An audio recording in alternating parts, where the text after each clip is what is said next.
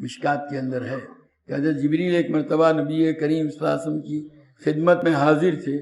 اور ایک آواز آسمان سے سنائی دی۔ آپ نے نگاہ آسمان کی طرف اٹھا کر کے کہا کہ آج آسمان کا ایک دروازہ کھلا جو آج تک کبھی کھلا نہیں تھا،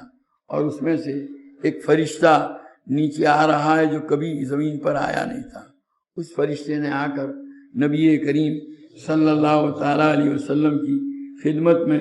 سلام عرض کیا اور کہا کہ اللہ کے رسول، میں آپ کو مبارکباد دینے کے لیے حاضر ہوا ہوں کہ آپ کو دو ایسے نور اللہ کی طرف سے دیے گئے کہ آپ سے پہلے کسی اور نبی کو وہ عطا نہیں کیے گئے۔ ایک تو سورہ فاتحہ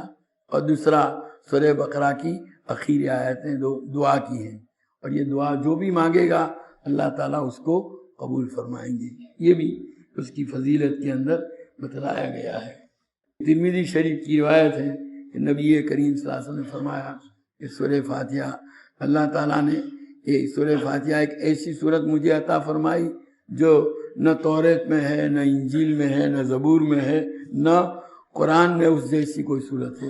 گویا اس کا کوئی بدل کسی کتاب میں موجود نہیں، اور یہی وہ 7 آیتیں اور قرآن عظیم ہے جو اللہ تعالیٰ نے مجھے عطا فرمایا۔